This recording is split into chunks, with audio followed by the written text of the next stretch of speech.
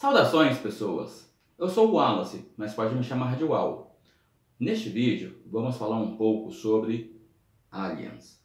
Mas sem viagens intergalácticas na maionese cósmica, vamos nos ater principalmente às evidências e às possibilidades científicas. Esse tema foi proposto pelo amigo Luiz Felipe Ferrari Lepori. Então, Luiz, vamos lá.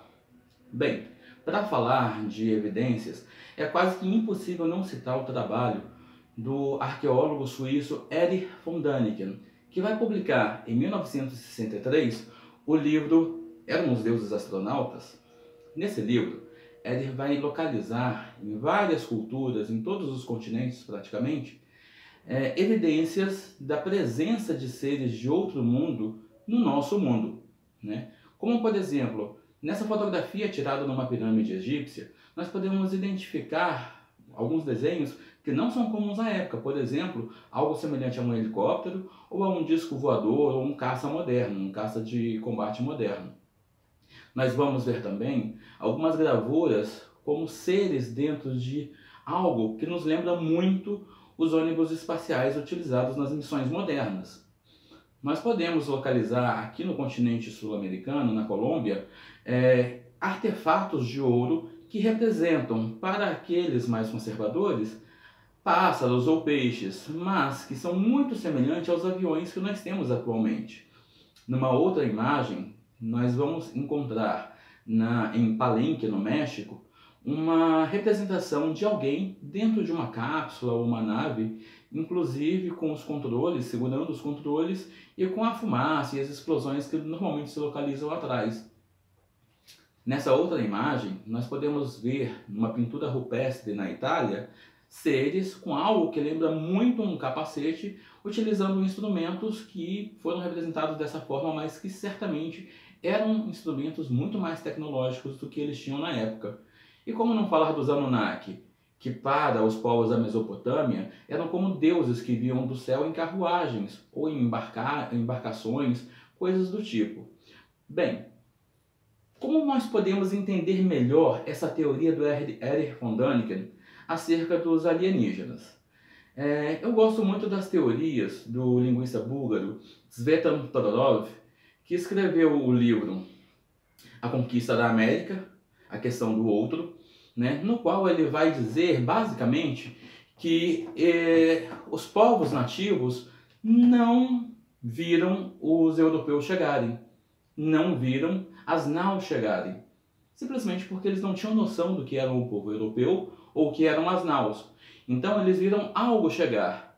E aí, somado a essa estranheza com relação àquele povo, aquele tipo de embarcação, nós vamos somar as lendas e as tradições que falam da visita de deuses, que muito provavelmente foram também visitantes em outras épocas e que, por falta de uma escrita ou de uma forma de traduzir aquilo em imagens, eles simplesmente identificaram como deuses e estabeleceram algo como se fosse uma visita desses deuses a eles. Vocês estão ouvindo um barulhinho aí atrás, mas é o meu gato arranhando o sofá, tá? Gatos fazem isso. Bom, eram os deuses astronautas? Muito provavelmente. E os navegadores? Seriam deuses? Muito provavelmente também. Então, para a gente entender, né, essas teorias semióticas de Todorov, nós podemos fazer um exercício de imaginação. Pense, por exemplo, que alguém desça num helicóptero que apresenta problemas no meio da selva, próximo de uma civilização que nunca encontrou com a civilização na qual nós vivemos, né? Eles vivem quase como pessoas do período paleolítico ou neolítico, né? Da Idade da Pedra ou da Pedra Polida. E aí nós vamos pensar que essa pessoa vai olhar e vai falar: opa, o que é aquilo? Aquela pessoa veio do céu? E aí a pessoa saca um celular ou um radiocomunicador e se comunica com a pessoa que está muito distante, que eles não podem ver. E os indígenas estão todos ali, escondidinhos no mato, só observando. Eles ouvem tanto a voz de quem está falando, com uma língua estranha, também a voz de quem está falando com essa pessoa, também nessa mesma língua estranha. E aí imagina que apareça uma fera que ameace, né, a integridade física dessa pessoa que desceu de helicóptero no helicóptero que deu defeito. e a pessoa saca de uma pistola automática, dá 2, 3 tiros e aquela fera simplesmente cai fulminada, sangrando no chão. Nós vamos ter a representação de um deus que desceu do céu, que fala com outros deuses que estão além e que também mata com algo semelhante a um trovão, já que eles não viram flechas, muito menos lanças. Então, nós podemos, a partir desse exercício de imaginação, pensar que os povos antigos possam ter identificado visitantes de outros planetas como deuses por conta dessa leitura semiótica, né? Então, deixando um pouco de lado essas evidências arqueológicas, vamos às pesquisas modernas, né? É curioso pensar que ainda no século XXI existam pessoas que acreditem que a Terra seja plana, né? Apenas porque é algo que está descrito nas escrituras sagradas de vários povos, inclusive na Bíblia cristã. Mas nós temos também pessoas que pensam um pouco mais além. Uma dessas pessoas foi o físico, biólogo, astrônomo, astrofísico, cosmólogo, escritor e divulgador científico Carl Sagan. Carl Sagan, ele vai, junto a outros cientistas, fundar o Instituto SETI, Search for Extraterrestrial Intelligence, ou seja, procura por inteligência extraterrestre. Esse Instituto SETI, ele vai buscar, a partir de análise de sinais de rádio de baixa frequência, né, captada por radares, principalmente um grande radar localizado em Arecibo, em Porto Rico, sinais de rádio que são emitidos do espaço e que podem ser captados aqui na Terra. O curioso é que esses sinais de rádio, eles não ocorrem naturalmente na natureza, né? Naturalmente na natureza foi um pouco tautológico, mas sigamos, né? Esses sinais não ocorrem naturalmente. E aí, nós vamos ter alguns sinais esparsos sendo captados, sendo identificados, mas em 1977, um dos voluntários desse projeto, né, muitos estudantes universitários se voluntariam nesses projetos, porque isso alavanca a carreira deles, um desses voluntários, chamado Jerry Eman, ele vai localizar, né, nos registros que são impressos a partir desses sinais de rádios que são captados, um sinal que ficou muito claro de que seria algo emitido por alguém que possuiria algum tipo de inteligência. Ele ficou tão fascinado com aquilo que localizou que simplesmente ele escreveu a palavra "uau" ao lado, né, como quem dissesse: puxa, encontramos algo substancial aqui, algo que realmente pode nos levar a ter novas descobertas. Infelizmente, essa foi o único sinal mais contundente que eles receberam, e nas pesquisas seguintes eles não conseguiram receber sinais, localizar sinais tão bons quanto esse. Além dos livros de divulgação científica, Carl Sagan, né, devido à sua vasta formação, ele pensou em transformar o modus operandi, a forma como eles faziam a pesquisa, num romance. E esse romance foi publicado, né, sob o nome de Contato. Contato foi transformado em filme em 1997 pelo ator e diretor Robert Zemeckis. Além de, claro, né, eu falar de Carl Sagan e não falar do programa televisivo Cosmos, né, uma viagem pessoal, ele também escreveu esse livro e ele foi muito bem adaptado. É um dos filmes que eu mais gosto, assim, sobre a possibilidade de existência de vidas extraterrestres. E nesse filme, né, que vai traduzir ali os pensamentos do Carl Sagan dentro de uma história, dentro de um romance, dentro do filme, né, que foi feito a partir desse livro, nós vamos encontrar a personagem Ellie Arroway, né, que é interpretada quando adulta pela Jodie Foster, ainda menina, e na hora de dormir ela pergunta ao pai dela, né, que sem formação nenhuma, mas sempre incentivando a filha nas suas pesquisas científicas, ainda que muito incipientes por se tratar de uma criança, ela pergunta ao pai: pai, existe vida fora da Terra?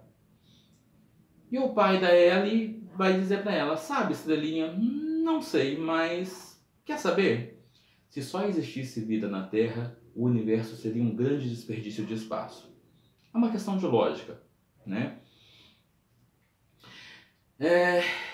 Carl Sagan também vai acompanhar outros projetos científicos, né, buscando explorar a vida e a natureza fora da Terra. E dentre esses momentos, tem um que ficou bem marcante, que foi quando ele, junto dos cientistas que estavam monitorando a sonda espacial Voyager, né, no dia 14 de fevereiro de 1990, ele pede a esses cientistas que virem a sonda espacial em direção à Terra. E quando viraram em direção à Terra, fizeram uma fotografia. A Terra estava praticamente incógnita no meio de poeira estelar, no meio de raios cósmicos, e ele vai localizar um pequeno ponto azul, né? A partir dessa imagem, Carl Sagan vai filosofar.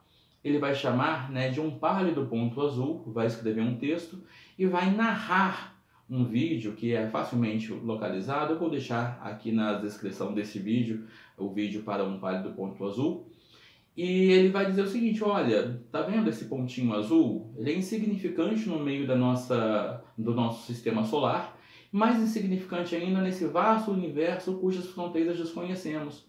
Mas é nessa coisinha insignificante que nós vivemos, que todos aqueles que nós amamos vivem, e nós precisamos dar a real importância para ele, né, para este nosso mundo, independente da sua insignificância diante do universo.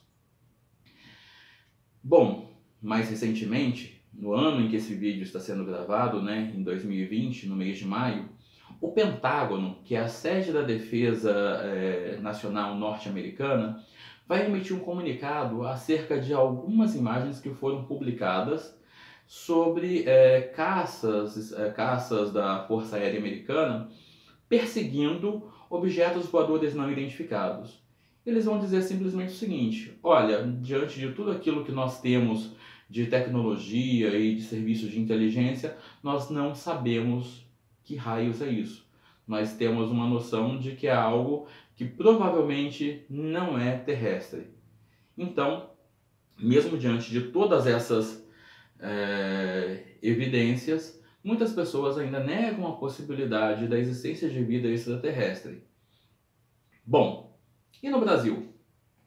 Será que nós já recebemos a visita de aliens? Olha, muito provável, tá?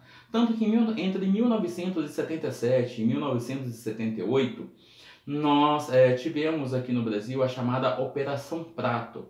Essa Operação Prato é considerada, né, como a mais vasta, documentada e bem feita investigação sobre a possível visita de extraterrestres.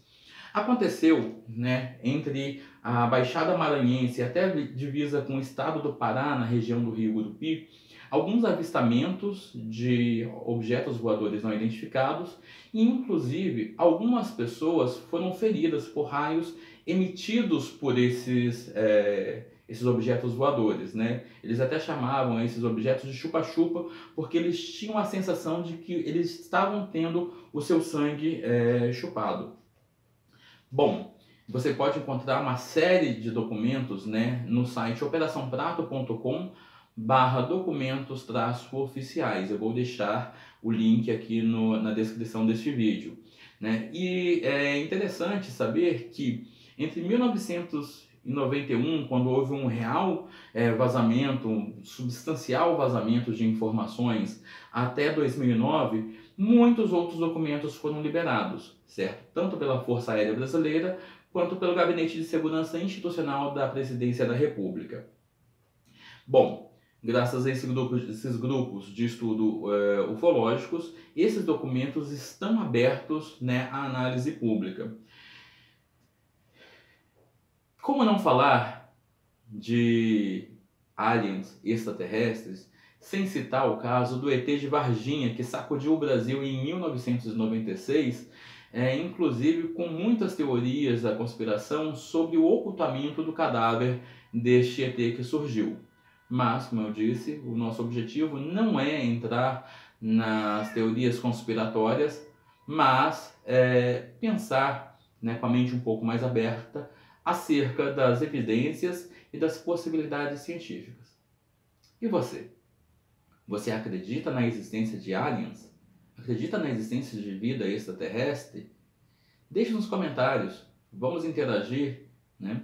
E eu aceito também sugestões de temas para os próximos vídeos. Já tenho alguns temas, mas eu aceito sugestões. E pode deixar que quem sugeriu o tema, se assim o quiser, eu posso citar o nome no vídeo. Deixe seus comentários, clica no like, assine o canal, clica no sininho para receber as notificações dos próximos vídeos e compartilhe esse vídeo com os amigos que você sabe que gosta do tema Alien. Ok? Vejo vocês no próximo vídeo. Até mais!